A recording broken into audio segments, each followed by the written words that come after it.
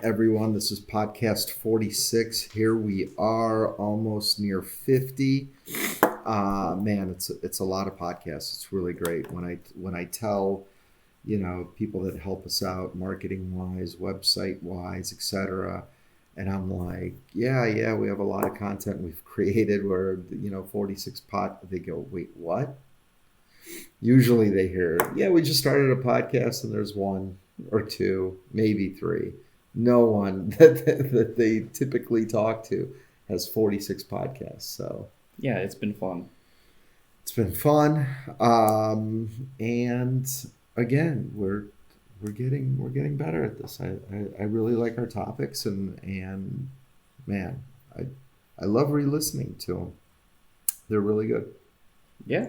I go back and go, wow, that was very insightful of Jeremy or myself or maybe whatever. I should go back and re-listen to them. You should. They're I good. should. It would help eliminate some stress and anxiety. It might. I'm gonna listen to this one over and over again. But by the way, that should be number one. Eliminating stress and anxiety is subscribing to our podcast and listening to all of them. I think that would or really cause more stress and anxiety. No. I think it absolutely would help people eliminate stress and anxiety, which today is the topic. It's five surefire ways to eliminate stress and anxiety. This is proud to announce Jeremy's first blog that he wrote, 40 Doubt Club. 40 Doubt Club, yes. Is it my first blog? It's your first blog. Wow. It's formal. It's well written. It's from your heart. Highly recommend. You know what we're gonna do, Jeremy? We're gonna put the link to the blog in the notes of this podcast on YouTube. Not to mention it's on our website. It's also on Medium. If you Google 0 Doubt Club on Medium, all our blogs are there on our website, etc. But so it's really, really well written. We're using that as our outline today. Anything before we jump in? You wanna say? I don't know if I want to say it. We can just say it all in the podcast. Talk about this. Okay, so we had an update on the last podcast, right? So we're good. We're good on updates. I think, but for just a little in case they didn't listen to the last one, because I think we'll get a lot of hits on how to eliminate stress and anxiety, because that's a big issue and a big problem for people. But our new news that we did announce on the last podcast is that we got the keys. We signed the lease to our second gym, which is in downtown Cleveland. It's at a downtown landmark called The Nine, Metropolitan at The Nine, which is great. Taking their existing gym and just taking it up a few levels, adding a bunch of equipment, putting our trainers in there. We have offices there now. It's just really exciting. We're going to do a big grand opening in September, which is only 6, 7, 8 weeks away, which is exciting. All equipment's on order. Man, just blessed, grateful. Super grateful, super blessed. And like we talked about on the last podcast, that is just a great opportunity. Great business opportunity, and it's a great, upgrade to an amenity of a place that has top of the line everything: restaurants, comedy shows, rooftop, which is going to be amazing and that we're going to utilize. But just win. Anyone involved, win. Please reach out to us. Would love to walk you guys through the property and show you what we're going to do or what we're doing. If you reach out to us in September, if you reach out to us now, we'll show you what we're going to do. But anyway, all right, let's jump in. So, man, I gotta preface by saying that what's very important to talk about is the fact that you're not going to listen to this podcast and hear these 5 things and tomorrow not have stress and anxiety. This is absolutely all about progressing in your life to be less stressful and less anxious about things. And I still am absolutely on the journey. I still have my days of and thoughts of negativity and anxiety, and it's just programmed into me for 45 years. It's not gonna leave tomorrow, but Jeremy has put in a lot of work into his personal progress to the point where it's near perfection, man. You're just a Yeah, I mean, I don't know about that. I mean, I definitely have put in a lot of work. There's certain I have some moments where I'm like, oh, I'm too caught up in the mind, and we're going to talk about that. That's ultimately the problem is the mind. Like you said, 45 years of programming, living in the mind. It's hard to undevelop that overnight, although it can happen. You can have this awakening, and really that's how my unprogramming happened, was this one awakening in meditation where I realized that most of the thoughts that I was having back from childhood up until that moment were just were just thoughts. It was almost like a separate entity was living inside of me. And in meditation, I'm just like observing it and like going through all of it. I'm like, wow, holy shit, that's really not me. And that was the first true separation that I had from my mind. And it was very emotional because it was freeing. Like literally, it was so freeing. And I allowed it to take place in meditation. I didn't push it off. I just allowed all the emotions to come out, and it was just like, it felt like just something toxic left my body. And after that one meditation, I just felt lighter, and I just started looking at everything differently. And ultimately what had happened was this separation from the mind. And the mind causes all the anxiety, stress problems. It really does. Let me pause you for 1 second, because everything you just said is super deep, and because I'm around you, I learn from you, I absorb it, and I understand it. But there's some people that are listening right now that are thinking, oh, Jeremy can do it because he can separate his mind, separate in his mind. He can meditate. I can't meditate. I don't know how to meditate. I don't know how to separate my mind. So just to like dumb it down for people that have not meditated, and it sounds super intimidating, like I've separated my thoughts, and it just sounds like this spiritual, faithful, you know, somebody can do it. I can't do it. And again, it's the negative thoughts that we're talking about. But in a very simple way, meditation is what? It's just being present and recognizing. That's it. Honestly, we're all meditating. We're all meditating. It's just how much are we meditating? So it's like, do you ever just find where you're not in thought? That you're just kind of, and it usually happens in nature where you're just like walking, you're just like, you just feel good. You're just catching the breeze. You feel the air. You might be observing nature and how beautiful it is, and you're not in thought. Or when you're driving. But that is thought. The fact you're observing nature and feel great. But there's no thoughts that come from it. You just have, it's deeper than thought. Okay. So for me, the meditation is presence, because my whole life I was so, and I see what you're saying, and maybe it overlaps with what I'm saying a little bit, or it definitely does, is I'm thinking about work and kids and bills to pay and where I got to be, and my schedule and my calendar and my to-do list and the future and the past, and I have all these thoughts where, yes, as you meditate, you're just like kind of removing those stressful anxiety non-present type thoughts, and you're present, and you observe nature, and although that's thoughts, it's not Yeah, the negative exactly. And thoughts. we can stop using the word meditation and meditate because for some reason, it scares some people. And I understand because it's like something you have to do. You have to sit with your eyes closed and you have to do this. And that's not what it is.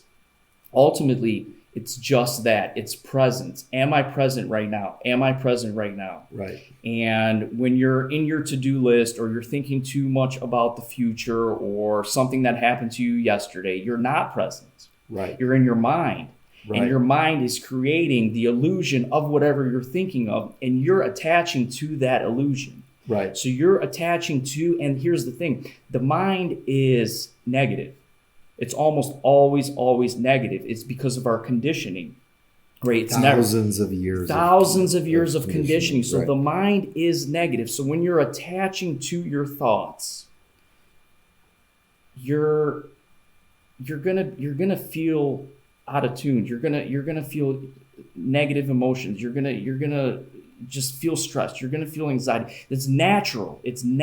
Right. So whenever you're feeling that, just be aware, I'm in my mind. I'm too much in my mind. Right. Look, I'm not saying we shouldn't be in our mind because ultimately the mind is a tool. We can't function without the mind. But, and science, has done research about this, anywhere from 90 to 95% of the thoughts that we have are repetitive. Right. So we're not using it as a tool. In fact, our mind is using us. Again, we've said it before. Cleveland Clinic did a study where 80 to 90% of thoughts are repetitive. 80 to 90% of those repetitive thoughts are negative. I can't. It's so hard. Whatever we're conditioned on, they're all negative thoughts. And I guess my separation throughout my entire life, where I realized I could separate thoughts, were the I can't to I'll figure it out and I'm gonna do it. And a lot of people can't do it or aren't willing to do it. So I've felt that separation of thoughts where I could easily go down that road and say I can't and not do it, but I'm not going to. I'm gonna do it. And maybe it was from reading business books and a lot of nonfiction, but I mean that's what it is. It's separating the thought and not going in one direction, seeing clearly what that thought is and going the other. Which honestly, you're just jumping from one thought to another. You're just maybe changing that into a more positive thought. Right. But the problem is that positive thought is just leading you to more thoughts. Okay. So presence is the key. So when you tell yourself, when you make a decision, let's say you do make a decision that you're going to go the other way, you make that decision when? In thought. In present moment thought, though. You're in the present moment. You've made that decision, that thought. Okay. You made the decision. Now move on. You can plan for your step. You're planning for it in the present moment, but don't take the planning into another story. Right. And that's a lot of times is what happens is we start planning and the planning turns into this whole entire story that we're painting about the future. That's a year away, months away, a week away, and none of it ever happens. Right. So the key is to actually separate yourself from thoughts, be present, and consciousness. Everything is consciousness. Everything is consciousness. Consciousness, another word for it, is energy. If you look at human body, if you look at this table, if you look at this room, it's 99.9% space. So the human body, right? It's functioning without your thought. Like you're not thinking of my body's going to heartbeat, exactly, lungs breathe. Exactly. You're not thinking so right. what's taking care of all of that? There's this vast intelligence that the best word to explain it, and there's a couple of different words. You can call it source, you can call it God, you can call it consciousness. It all points to the same thing. Right. It's this vast intelligence. So, useful thought comes out of that consciousness. The mind thought just blocks all of the useful stuff that we need from happening. So you can have thought, you're going to have thought, but is it useful thought or is it repetitive mind thought? So when you practice separating yourself from thought, you actually become way more productive, way more creative. Most artists, most creative people, anything that's ever been created or invented has come from no thought, has come from consciousness, pure consciousness. In athletics, you call that the zone. You call it the zone, exactly, because you're not thinking when you're in the zone. There's some other force greater than your mind, that is calling the shots. Right. So how amazing would that be if you're in the zone living life? Exactly. Right. So that's a good analogy. Um, okay. So the difference, I just want to make sure I understand, the difference between separating thoughts and changing direction on thoughts is very different. Very different. So changing direction could be coming from the same thoughts that are creating the problem, and then the direction is going to lead to the same problem. So you just made a different move. You made a right hand move instead of a left, but you're leading to the same problem. When you have thought that's coming out of pure consciousness, and usually it's an aha moment, it feels different. You kind of feel it inside, in your heart or in your gut. Then it's an actual kind of a new thought, not from the 99% repetitive stuff. So a lot of times when there's a problem in anything, business, life, it's best to just sit, breathe, go out of thought, and see what comes up. Are you kind of following me on that? I am. Yeah. I am. And you can pair the feeling, usually it's again a gut or a heart feeling, with right decisions. And usually the body, because it's not thought, the right information or the best outcome is usually it's deeper than thought. In other words, again, there's this vast intelligence, there's this consciousness. Like, dude, I've seen it. I mean, I've done plant medicine. I've smoked Tepes Guite, which literally puts you into the field of consciousness. So, I mean, I've seen it 15 times. And when you're looking at it, you know that this is way above mind. It's so super intelligent. You're looking at this and you're like, oh my God. Like, you can't even say, oh my God, because it's that intelligent. It's so above the mind. But there's this vast intelligence that literally controls everything.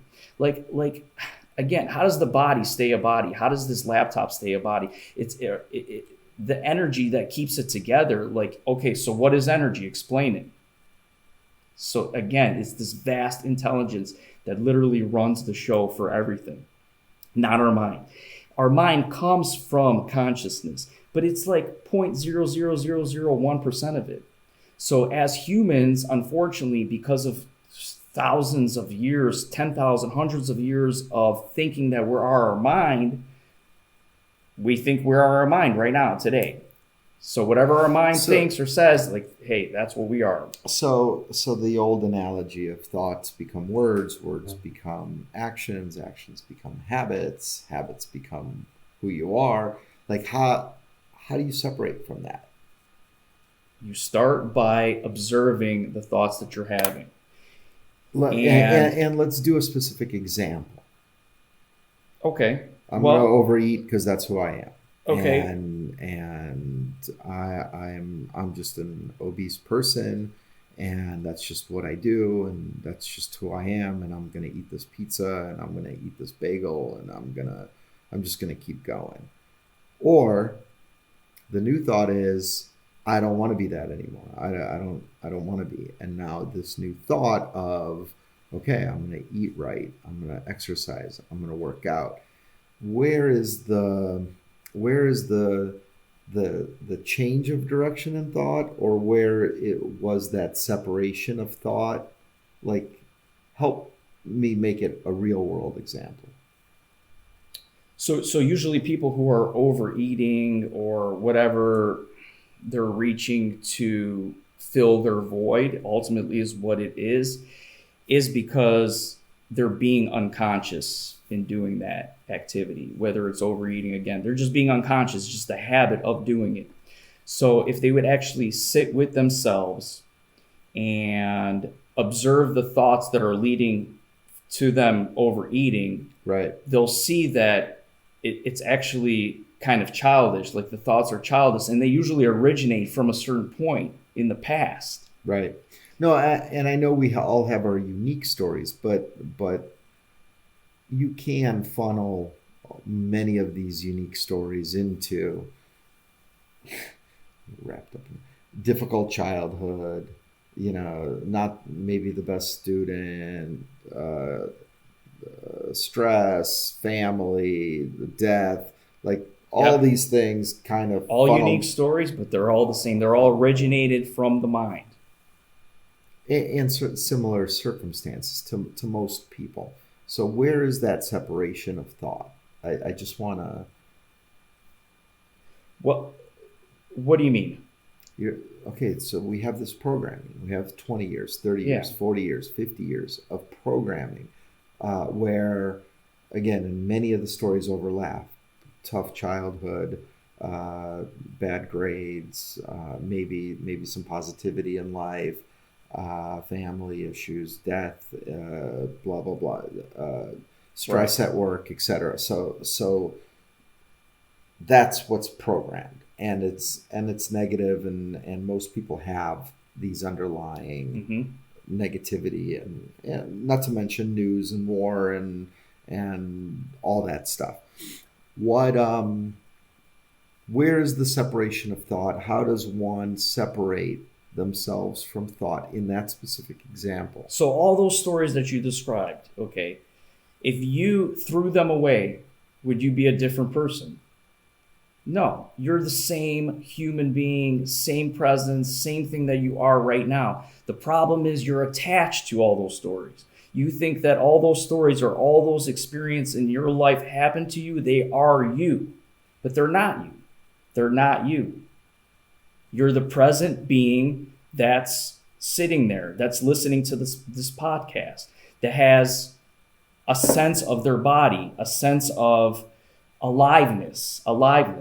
That when Right. you walk in nature, again, when you see a beautiful scenery in nature, and you're like, before you can even say that's beautiful, you feel the beauty. Right. That's I've what had we that. are. Yes. Children, babies are a perfect example of our true essence. So babies, when they're fed and they're, basically not hungry, they're always happy. They're always looking with aliveness out of their eyes. They haven't been programmed yet. They haven't been programmed yet. That's their true essence. That's our true essence. Right. Our true essence is True essence peace. never changes. It never changes. Right. It's been covered up by the mind. All those stories, they're just illusions. Got it. They're just illusions. So when you sit with yourself and you start observing all these different thoughts that you have, that's the first step, by observing the thoughts. Right. If you're observing the thoughts, you've already created the separation. You've already created the separation. You're already not attached to the thought. It really is as simple as that, is just observing the thoughts. Consciousness will take over, and all the right decisions and all the right moves that you need to make will happen from this vast intelligence that's running everything. That is you. I think I can wrap my head around it more. Now, this is helpful because I think I can wrap my head around true essence and this Veil of the- illusion. and the veil of illusion of what's connected to my essence, or to That's me. covering it up. That's Exactly. covering it up. It's covering And up. and I can see the separation. You don't see the separation. You feel the separation. I see You it. feel Yeah. you feel the separation, and getting in tune to your body is another way to separate from your mind too. The body will always tell you what the mind is thinking. So the mind has the thought, then the body feels it. So for example, a mind has an anxious thought, the body feels it. So same thing can happen when you start separating yourself from the mind and you quiet it down, you start feeling your body, you actually feel exactly what love and peace is. Everyone has love, true love, and peace inside of them. It's just, it gets covered up by the mind. Right. Interesting. How does one, obviously meditation and going out in nature, how does one practice separating their thoughts? Again, it's as easy as observing your thoughts and asking yourself the question, am I in my thought right now? Or am I just observing having the thought? Sometimes you catch yourself where you're just like, you've been thinking for too much, like, I don't know. And just that observation is enough to stop. And you can actually tell yourself quietly, or people will think you're crazy, stop. Like you in your mind, you say, okay, stop having these thoughts. Your Right. mind is trying to take you over. I've done that to myself a million times. A million times. Just stop. Yeah. The mind is trying to run our life, and it's a small little piece of it. It's a small little piece of our life. That's it. But it tries to run because without it trying to run our life, it loses. Ultimately, it comes down to the ego. The Right. ego it cannot survive. The ego cannot survive in presence. So when you're super present and you're like yesterday, you went for your daughter's birthday, right? You were probably super present because you were surrounded with people that you love. And I'm sure there was moments that you were super present and not in your mind. Okay. How did you feel at that time? Probably pretty calm, and you probably felt love. Calm, love, gratefulness. Right. Just So the ego does not like that. The ego does not survive in that field. It does not survive in love. It does not survive in peace. It only survives in, I need more. I need more. I need to fill this void. Something's not enough. Negative. It's mind created. And it was created for our protection because we felt hurt at a young age. Something happened. We felt abandoned. We felt hurt. Someone did us wrong. So the ego jumps up and is like, I got you. I'm going to protect you now because here's what I'm going to say. but it's delusional. It's delusional. It's delusional. And because this has been happening ever since our birth, we lost the true essence. We lost the true sense of who we are. Now we think we're our mind, we think our ego, and there's nothing but stress and anxiety if you think you're your ego. Got it. Okay. And you'll never be happy. Number one of 5 surefire ways to eliminate stress and anxiety was separate from your thoughts. Number 2. Yeah, number 2 is definitely nourish your body and mind. Because if you're going to practice separating yourself from your thoughts, you need to put the right stuff in your body. I mean, it's like whatever we eat is us. I mean, we've all heard it. You are what you eat.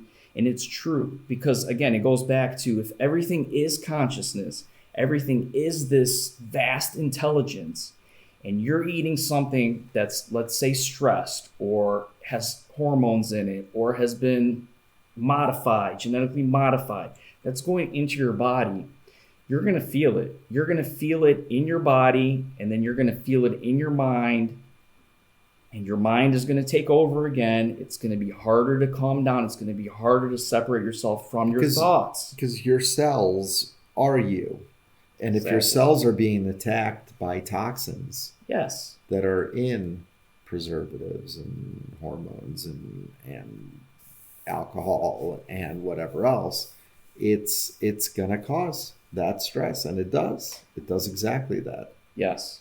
And I'll mention alcohol because for me it was a big step. So again, someone who had a lot of anxiety. I was so in my mind all the time. Like I was painting these just stories of just Scenarios, fears of everything. Everything would be scary out there in the world, right? And again, that's what the mind does. It creates separation. It thinks that you're alone in this world and you're against everyone, right? So with alcohol, it was like the mind just takes over. Even when you're not drinking, the next couple days after, you're still in your mind. It just stops. It just races and races and races and races. And I could never even meditate, even though I tried. I could never even really meditate until I stopped drinking. Thankfully, grateful for, the pandemic gave me a time to really sit with myself. All of a sudden, after like only 2 weeks of not drinking, I had the breakthrough separation, the breakthrough meditation of like, oh my God, like I'm not my mind. But Right. it was hard for me to get there before. So I'm just going to recommend for people who are listening to, if you want to try this, just maybe drink less and put healthier stuff in your body. Give yourself an opportunity to really, really discover yourself and see that you're not your mind and free yourself from the prison of your mind and find peace. But it's not just what you put in the body; it's also exercise. It's definitely a lot of things for sure. Exercise is great because when you are exercising, when you're running, when you're working out, you're probably not in your mind. So you're already creating the separation without knowing. That's why a lot of people, when they run or bike or exercise after, they're like, oh my gosh, I feel so good. Because for that hour workout, they were actually not in their mind if they're not on their phones, like in between sets, which they shouldn't be. But anyways, they've created that 1 hour of separation and they feel so good and they don't even realize. They think that it's just from the exercise, but no, the exercise helped you separate from your mind. It's deep. It's great. And I know I tell my clients too, like I don't allow anyone really to touch their phone during a workout. And we talk about like, look, this is your hour to like literally just listen to me, concentrate on your breathing, don't worry about anything else, okay? And after the workout, everyone's always got a smile on their face, is because they created in that 1 hour separation from their mind, and there's peace and there's happiness and there's joy from that. Their mind's not taking them over. That makes total sense, and that's why it's just so important. The breathing, the exercise, and the food you put in, that's the difference maker. Okay, number 1 was separate your thoughts. Number 2, nourish your body and mind. Number three is taking time off. This just goes back to, all the years of programming and just doing stuff. And unfortunately right now, and everything's happening for a reason, but society is kind of has us trapped on doing more and TV and cell phones and social media and all this. And that's like the supermind. So we're tapped in to the supermind, which is causing our mind to nonstop think. And we're trying to separate ourselves from that. So we got to take time off. We got to take like real time off. And what I mean by time off is, and I've become a lot better at this too, is just, okay, let's look at the weekend, for example. If you're not working Saturday and Sunday, like if you're actually not going to your place of business, like turn your phone off. Don't even like check your emails. Don't think business. Go out in nature and just be with yourself for like 1 or 2 days. Be with your family for 1 or 2 days, or just yourself for 1 or 2 days, and see what that does for you. Again, that separation, it's like a workout, but now it's like a 2-day workout. You are going to feel super refreshed. Right. You're tapping into your true essence. So anytime you're going to tap into your true essence, you're just going to get the natural energy that's out there. Like we don't get energy just from food. We don't get energy from exercise. We do get a lot of energy from sleep, but look at sleep. Sleep is you're tapping into this infinite energy, the universe, the consciousness. That's why we go to sleep. Like we can't survive without sleep. You can survive without a month without food. So that's the same thing with taking time off, is you're tapping into this infinite amount of energy. Right. You're not going to find it on your phone. If you think your phone is going to give you energy or catching up on emails on the weekend, no. No, and again, the old analogy of you can't work on something if you're in it. No. You're in it. You're just hamstering a wheel. When you take a step back and reflect on yourself, your situation, etc., things do calm down, and the stress and anxiety go away, and you have clear thought about what to do. Not to mention, to get to that, have that meditation, that exercise, that walk, the breathing, the, the no thought before it turns into thought. And then the thought is magical. Exactly. It's way more productive. Way more productive. Like even if you talk about like Einstein and you look at, his life, in his story, he'll tell you like all of his great breakthroughs came from walking the streets. Right. It wasn't sitting at his desk trying to figure out problems. He never solved anything. How many shower thoughts, right? Exactly. Because you're separating your mind. You're just in the shower, you're just relaxing, waking up in the morning, and that's when amazing thoughts come in. So same thing is taking those days off and specific time off from the anxiety to fix the anxiety. Yeah, and honestly, it should even be called days on instead of days off. Work should be days off, right? Because those are days on. You're tapping into. I love that. You're tapping into your infinite potential. So then, when Monday comes around, you're ready to just give everything you got to the world and help change this world. Days on. How many days on do you have? We need to trademark that. That's oof. And see, that comes from present, not the same thoughts that create all the stuff. Okay, number 4.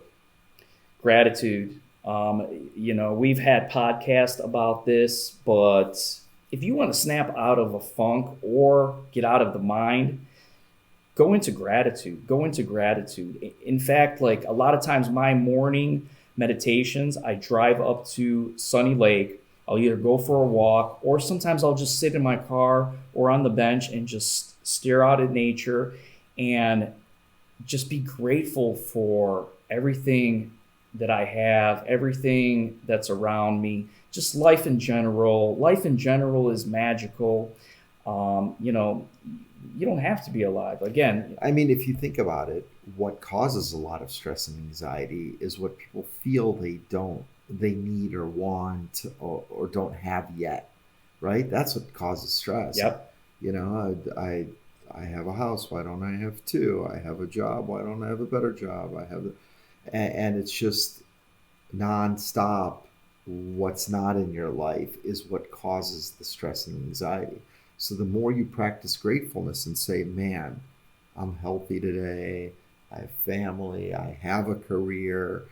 I love the quote of what you have today, others dream to have, right? So it's practicing gratitude to really appreciate it, and all the stress and anxiety go away when you realize what you actually have. Exactly. We're in America. We have freedom to be whoever you want, say whatever you want, do whatever you want. You do not have to, such a big percentage of the world is destined, is not freedoms, cannot say whatever they want, cannot think whatever they want. Just the freedom alone, the health, the air, the nature, the sunny days. There's so much. So much. I mean, what if you were born 500 years ago? How would your life be different than today? Think about that. Yeah, different, but you wouldn't know it. You wouldn't know it, but I'm just saying that we take for granted what we have right in front of us. Sure. Like you said, like we want more, and wanting more is not even what our true essence wants. It's the mind that wants more. Right. So It's the delusional it's the delusional mind. that wants more and whatever else. You don't need it. You don't really want it. And how many times have you heard that, more money, more problems, or just more things to worry about? If you can't be grateful with what you have today, what makes you think you're going to be grateful when you have more? At what Yep. point? At what point does the gratefulness begin? And the Exactly. need and want go away.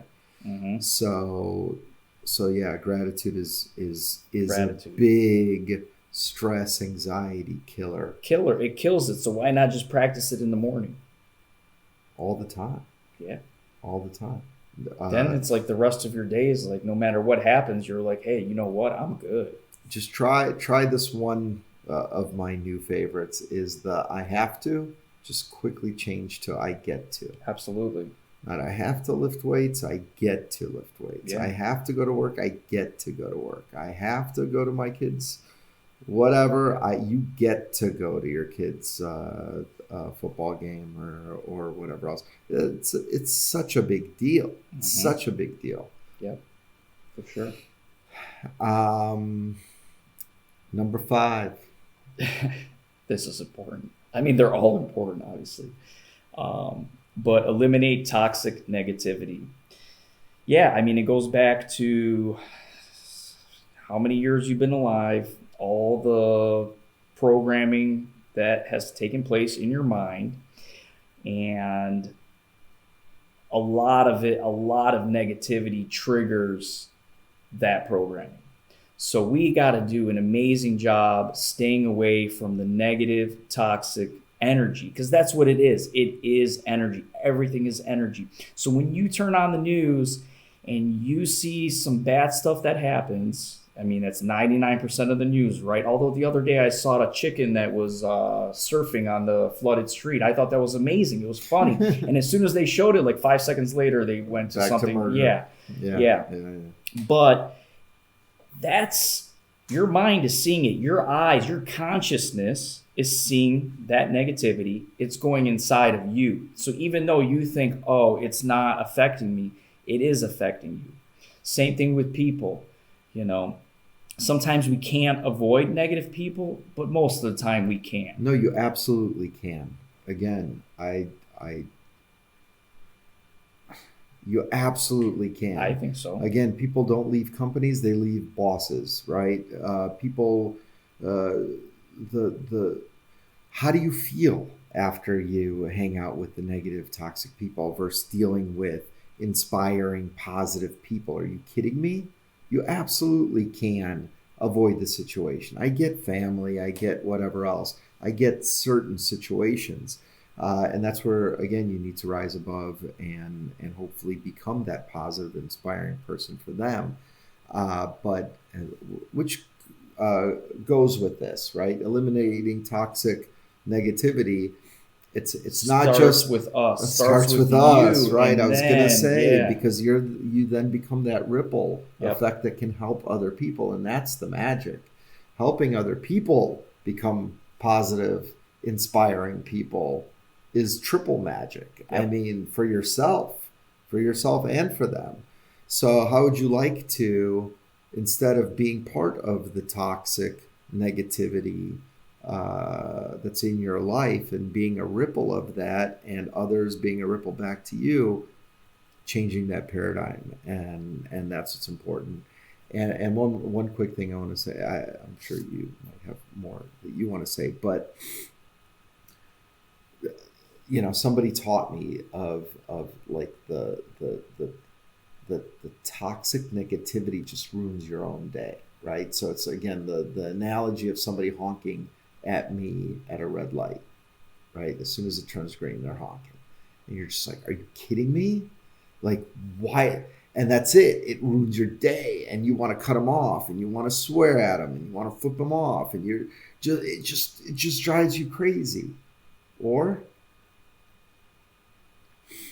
you pray for them, and you don't know what happened, Hmm. and it's obviously not a positive, inspiring person that would do something like that, right? That's having a great day, etc. So you know they're negative and toxic for a reason. Maybe they lost their job. Maybe they lost a child, God forbid. Maybe that whatever it is, like when you start thinking really about the fact that they were negative and toxic because of something, and I'm going to pray for them, suddenly I feel like $1,000,000 Yep. and grateful that Yep. I'm not the one honking at Yep. people.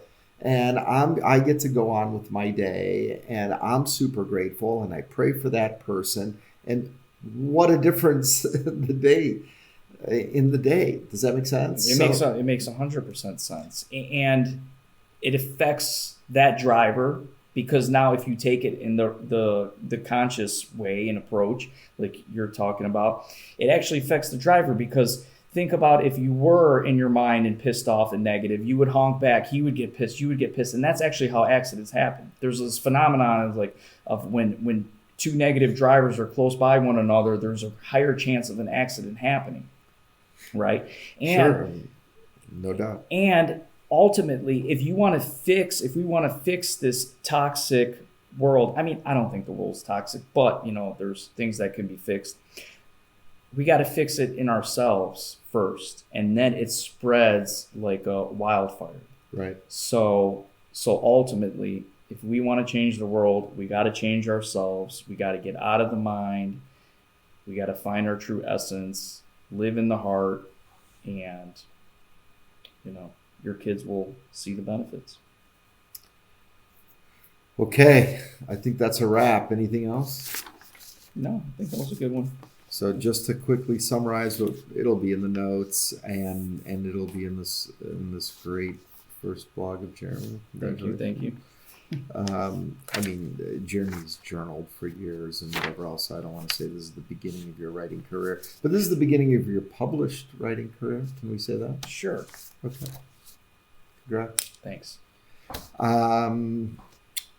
So anyway, 5 surefire ways to eliminate stress and anxiety. Number 1, separate from your thoughts. Number 2, nourish your body and mind. Number 3, take time off, me time. Number 4, practice gratitude.